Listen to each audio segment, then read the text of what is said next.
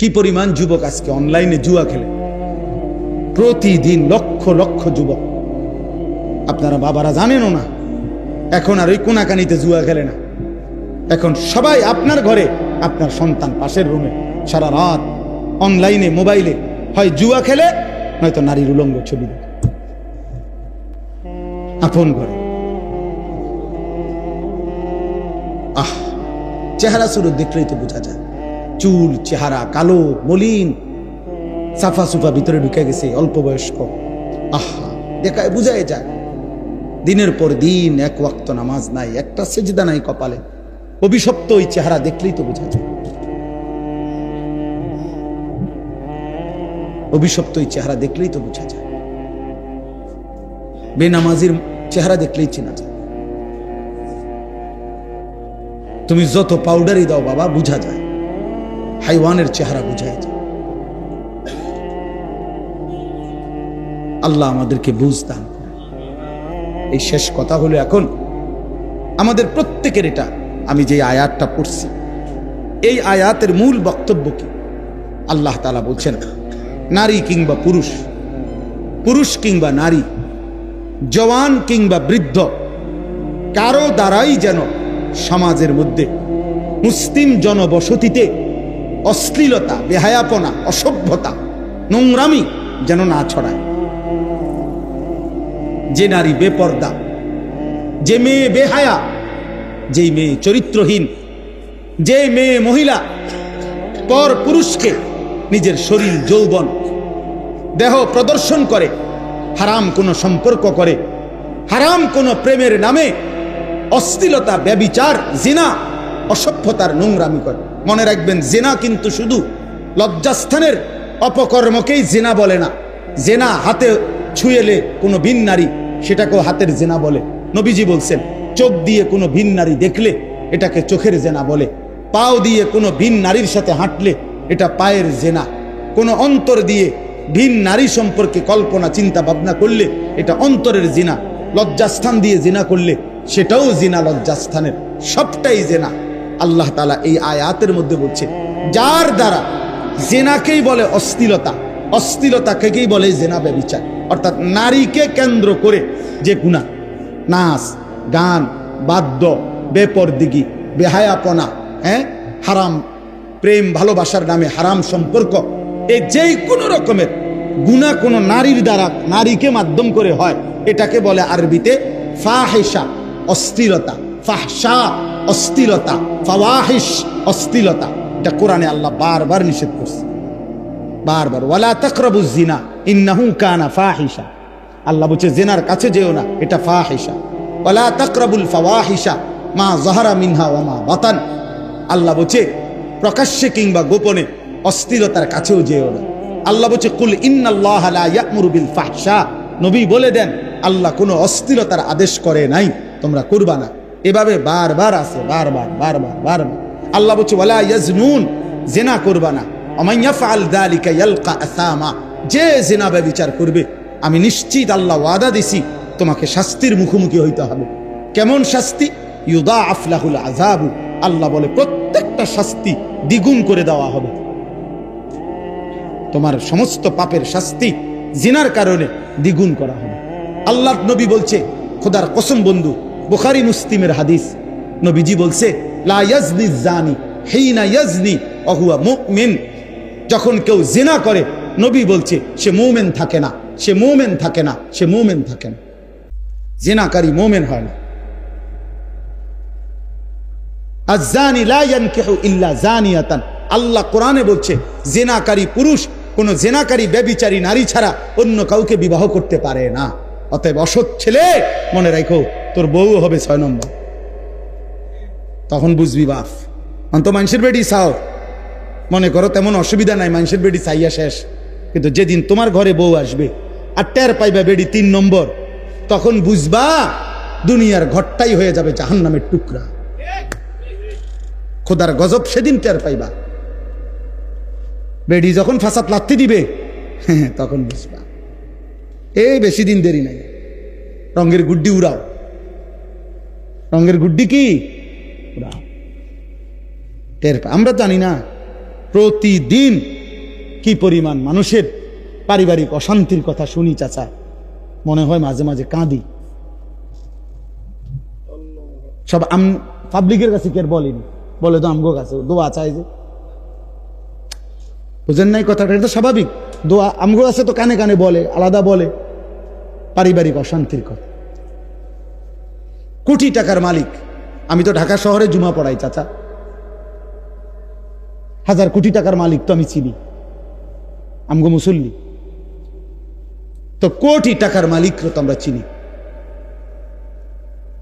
একাকি যখন বলে আর কাঁদে, মনে হয় যেন আমিও একটু কাঁদি তার জন্য। বাইরে নামনে ফিটফাট, তার ভিতরের কষ্টে তো জাহান্নামের আগুন জ্বলে। স্ত্রী অবাধ্য, মেয়ে অবাধ্য, ছেলে আরেক মাইয়া লইয়া ভাগ্যা গেছে, মাইয়া আরেক ফোলা লইয়া ঘর করতেছে, ফতের থেকে মাইয়া লইয়া ফুটছে। একদিন এই কিছুদিন আগে এক ভদ্রলোক বলতেছে, কানতেছে আমার কাছে, হুজুর আমি তার এত কি MBA না কি যেন একটা পড়া আছে না, MBA পড়াইছি পোলারে, কয়েকটা ভব ঘুরে রাস্তা রাস্তায় ঘুরে ফুটপাতে থাকে, এরকম এক লোকের একটা মাইয়া লইয়া তেয়াইয়া ফুটছে। কত তো হুজুর আমি যে আজকে তারে 25টা বছর 22টা বছর পড়াইলাম, আমারই রক্ত পানি করলাম, তারে প্রাইভেট ইউনিভার্সিটিতে পড়াইতে যে কোটি কোটি টাকা খরচ করলাম, আমার বিনিময়টা কি?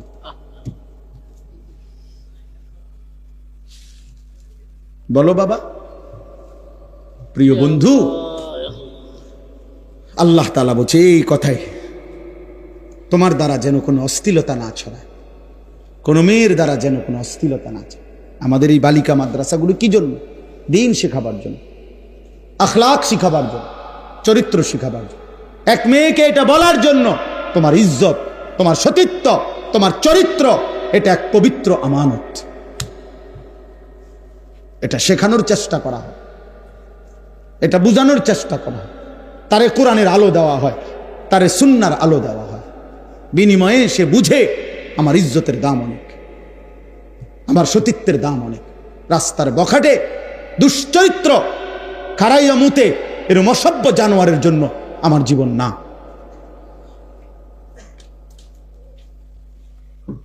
এই জন্য যার দ্বারা পুরুষ কিংবা নারী, জওয়ান কিংবা বৃদ্ধ, সমাজে যাদের দ্বারা অশ্লীলতা ছড়ায়, অশ্লীলতা, আপনারা যারা নিজ ঘরে টেলিভিশনের ব্যবস্থা করে রাখছেন, মনে রাখেন বাপ, আপনি আপনার ঘরে অশ্লীলতা ছড়িয়ে দিচ্ছেন। কারণ আপনার স্ত্রী, ছেলে মেয়ে, নাতি নাতনি আপনার দেওয়া এই টেলিভিশনে, আমনের দেওয়া ডিশের বিল দেন আমনে, টাকা দেন আমনে, বিল দেন আমনে, বিদ্যুৎ বিল, ডিশের বিল, তাহলে আমনের ইন্তেজামে ওরা উলঙ্গ ছবি দেখে। কত নিকৃষ্ট! আমার কাছে কিতাব ওটাতে আছে যে পুরুষ এত বড় নিকৃষ্ট কাপুরুষ, বুজদিল, এমন অপদার্থ যে সে তার বিবি টেলিভিশনে দেখে যে আরেক বেড়া আরেক বেডিরে জড়াইয়া ধরছে, এইটা সে দেখে, তারপরেও তার লজ্জা লাগে না। তোর মতো বেডইতের উপরে থুতো মারি বেটা, তুই বেটা কাপুরুষ, বেটা বুজদিল, বেটা তোর বিবি, আমার বিবি কেমনে এটা তাকায় রয়েছে যে আরেক বেড়া আরেক বেডির লগে প্রেম করে, আরেক বেডিরে জড়ায় ধরতে আসে, আরেক বেডির লগে নাচতে আসে। এবার জানে এটা, এটা দেখে না? তুমি বুঝো না? তুমি কি পুরুষ হইলা? কার টাকা দিয়ে এই অশ্লীলতা ছড়াইলো? কথা বলেন না কেন? এই স্বামীর টাকা দিয়ে না? এই পুরুষের টাকা দিয়ে না? হ্যাঁ, আপনার মাত্র 8 বছরের ছেলেটাকে আপনি টেলিভিশন দেখায় দেখায় নষ্ট করে দিলেন। আপনার 12 বছরের ছেলেটাকে, আপনার 16 বছরের মেয়েটাকে, মাত্র মেয়েটা প্রাপ্তবয়স্ক হচ্ছে, আপনি তারে কি দেখতে দিছেন? ও কি দেখে এগুলা? ও যেই নাটক দেখে, সিনেমা দেখে, উপযুক্ত বয়সী পুরুষ নারী একজন আরেকজনকে জড়িয়ে ধরে, সে কি শিখে? আখলাক শিখে? বলো ভাই, বলো আব্বা, তুমি বলো। এই যে মাশাআল্লাহ, এই বাচ্চা খুব মনোযোগ দিয়ে শুনতেছে, আল্লাহ হায়াত দারাজ করে। ও উপলব্ধি করছে বিষয়টা কি কইতেছে। আপনি বলেন, ইনসাফ কি বলে? কাট আমি ব্যবস্থা করলাম না, এটা বিল আমি দেয় না, বাচ্চা দেয়।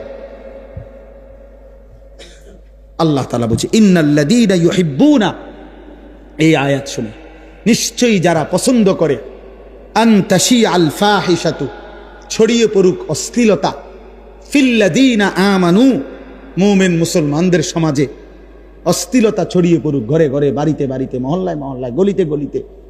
আল্লাহ বলেন আমি ওয়াদা দিলাম, লাহুম আযাবুন আলীমুন, তাদের জন্য রয়েছে অত্যন্ত কঠিন মর্মান্তিক আযাব। কোথায়? ফিদ দুনিয়া ওয়াল আখিরা, দুনিয়াতেও আখিরাতে। এই মুশকিল কিন্তু এনে ভাই, শুধু ফিটা যদি আখিরাতে ফিরতো তো নইলে আমনে হন কইতেন যে আচ্ছা যাক পরে ফিটলে ফিডুক, আপাতত তো ফিটেন না। আল্লাহ বলছে ফিদ দুনিয়া ওয়াল আখিরা, আমি তাকে দুনিয়াতেও বেইজ্জতি করব, আখিরাতেও করব। আল্লাহু ইয়ালামু ওয়া আনতুম লা তা'লামুন, আল্লাহ বলেন কাকে আমি কেমনে শাস্তি দেব দুনিয়ায় আখিরাতে আমি জানি, তোমরা জানো না। সবার শাস্তির ধরন একরকম হবে। হতে পারে আপনি মরে গেছেন, আপনার নাতনি, আপনার আপন পুতের ঘরের নাতনি আরেক ফুলার লগে ভাগ্যে গেছে, তো আপনার মৃত অবস্থায় তো আপনি অভিশপ্ত যে তার নাতনি। এটাও কি আপনার জন্য বেইজ্জতি না? কথা বলেন না কেন? এটার জন্য আপনার বংশের অপমান না? তাইলে বলে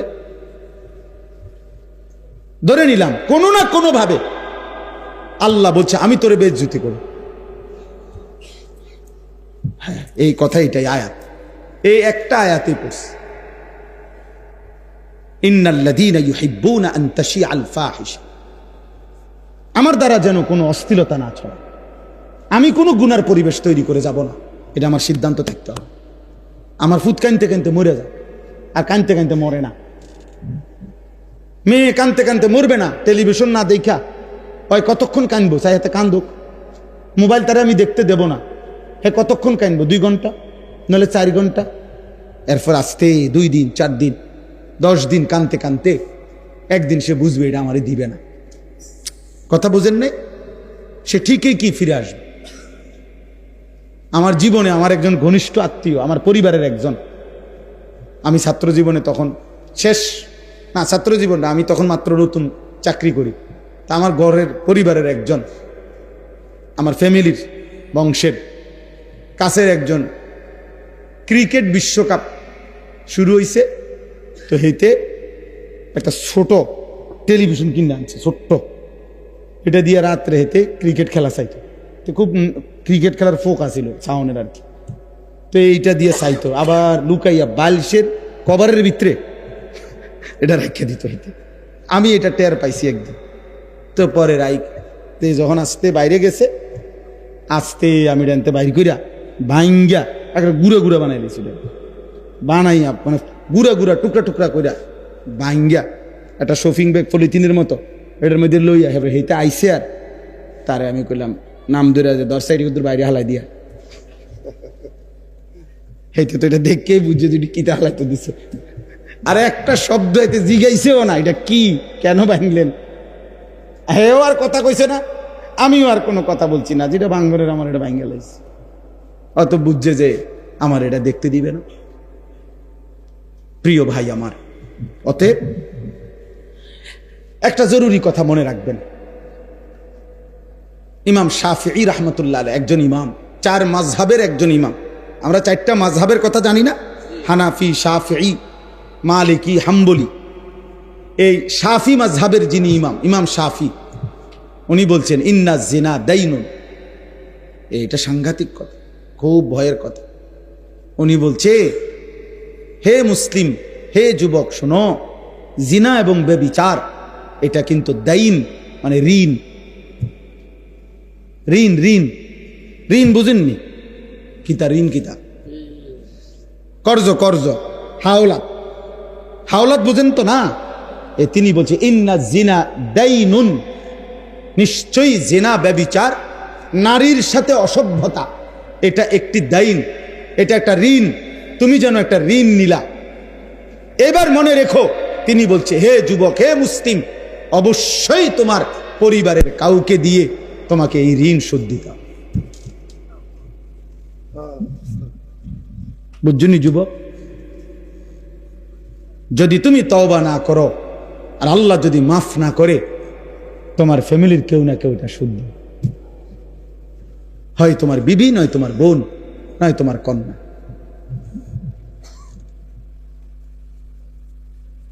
কোনো না কোনো কারো হাতে শুদ্ধি। নাউজুবিল্লাহ, আস্তাগফিরুল্লাহ, আস্তাগফির। কি ভাই, এর চাইতে বড় কথা কি হইতে পারে? আর নবীজির এই হাদিস কি অর্থ?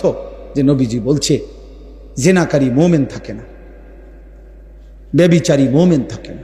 আহা, যার ঈমান থাকে না তার কি হালাত? তখন যদি মৃত্যু হয় তওবাবিহীন, কি হবে তার আখিরাত?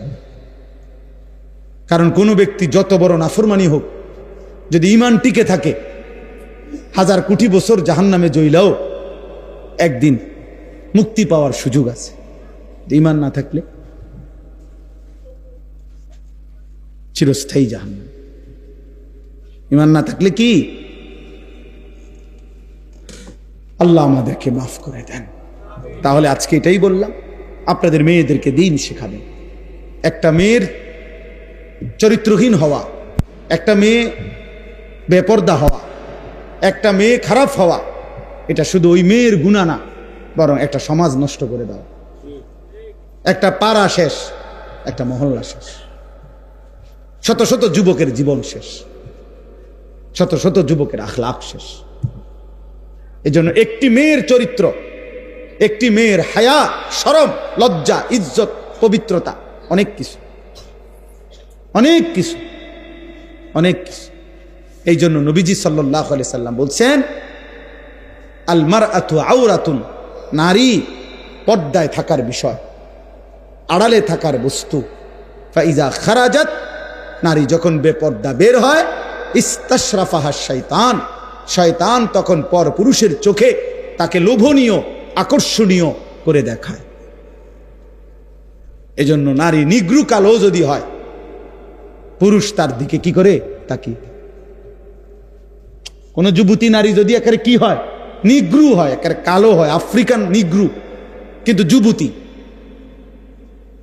তাহলে পুরুষ ঠিকই তার দিকে কি করবে? কেন? শয়তান তাকে ওই পুরুষের চোখে ওই কালোটাকেই লোভনীয় করে। এই জন্য আমাদের আখলাক, আমাদের চরিত্রের পবিত্রতার জন্য, আমাদের সমাজের নিরাপত্তার জন্য আমাদের মেয়েদেরকে, মাদেরকে, বোনদেরকে পর্দায় রাখা, দিন শিখানো, কোরআন শিখানো জরুরি, জরুরি। নাই তো দুনিয়াতেও আযাব হবে। অসংখ্য অগণিত রোগ ব্যাধি, মহামারী, এই অশ্লীলতা, জিনা, ব্যভিচারের কারণেও ছড়িয়ে পড়ে।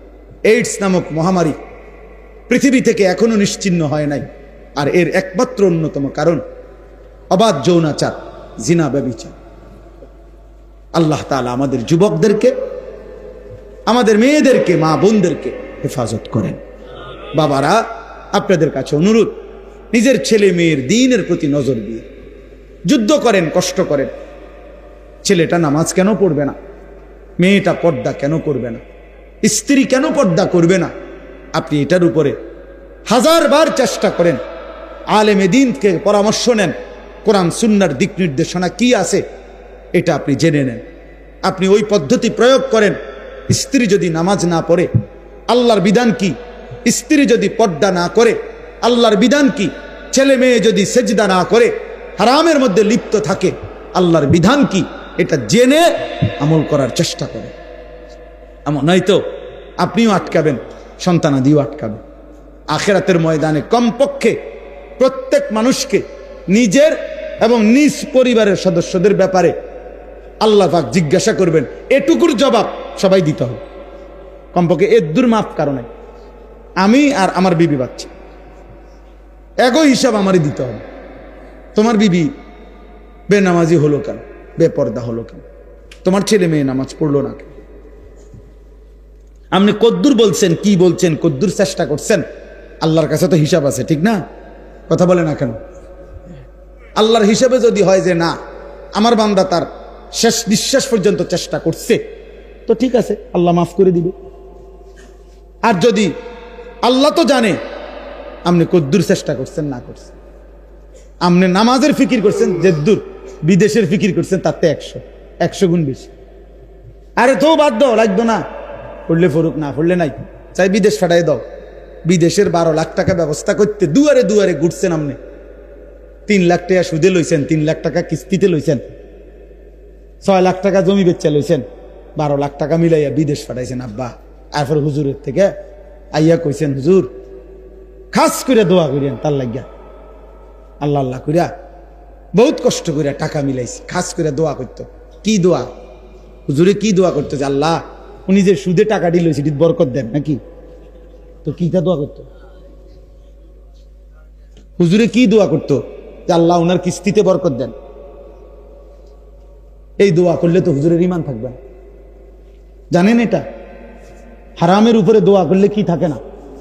ঈমান থাকে না। এরকম দোয়া যদি কোনো হুজুর জেনে বুঝে করে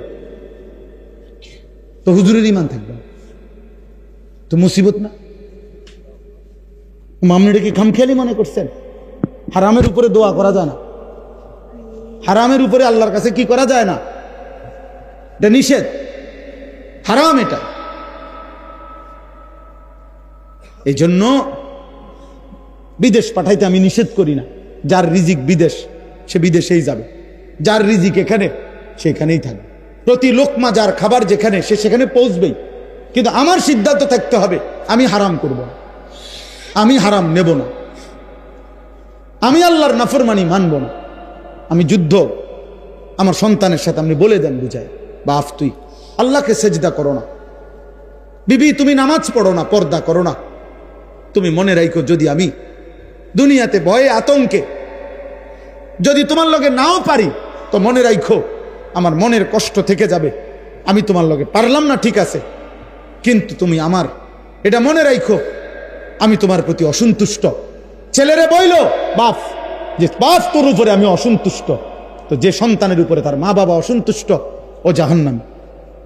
যে স্ত্রীর উপরে তার স্বামী অসন্তুষ্ট ওই মহিলা জাহান্নামী। তো তুমি তারে বলো তো নামাজ পড়বি না বেটি, পর্দা করবি না বিবি, তুই আমার হুমকি দাও ঠিক আছে, তুই আমার জেল খাটাইবা, তুই আমার নারী নির্যাতন মামলা দিবা ঠিক আছে যাও, কিছুই করতে পারলাম না তোমারে, তো এদ্দুর মনে রাখো আমার কলিজারা তো আটকে থাকত না। কথা বলেন না কেন? কলিজারে কি জেল দিতে পারি? তো কলিজা দিয়া বলে গেলাম আমি তোমার প্রতি অসন্তুষ্ট। এদ্দুরে লে সারবে তো ওই মহিলা কেমনে জান্নাতে যাবে? স্বামীরে অসন্তুষ্ট রাইখা। ওই সন্তান কেমনে জান্নাতে যাইব বাপ মারে অসন্তুষ্ট রাইখা? বলেন চাচা। আল্লাহ আমাদেরকে হেফাজত করে, এই মাদ্রাসা আল্লাহ কবুল করে নেন। আপনারা অনেক কষ্ট করে বসছেন, আলহামদুলিল্লাহ এতটুকু বলার সুযোগ হয়েছে। আল্লাহ তাআলা আপনাদেরকে উত্তম বিনিময় দান করেন।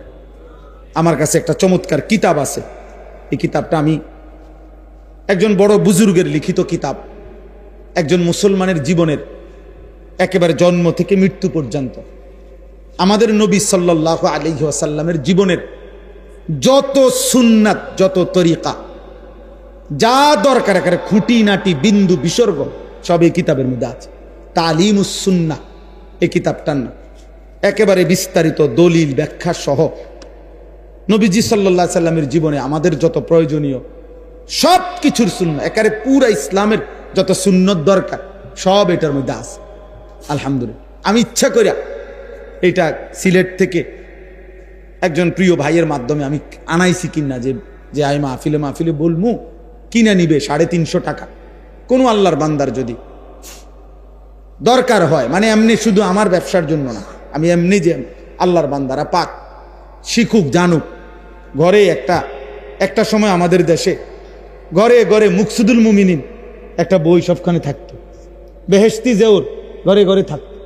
এমন একটা কিতাব যে ঘরে ঘরে থাকতে পারে প্রত্যেকের কাছে, এতে ফায়দা হবে।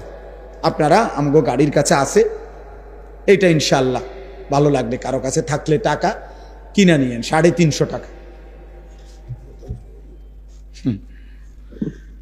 আল্লাহ এমতান হিসাবে কোনো কথা আসেনি কম ভাই?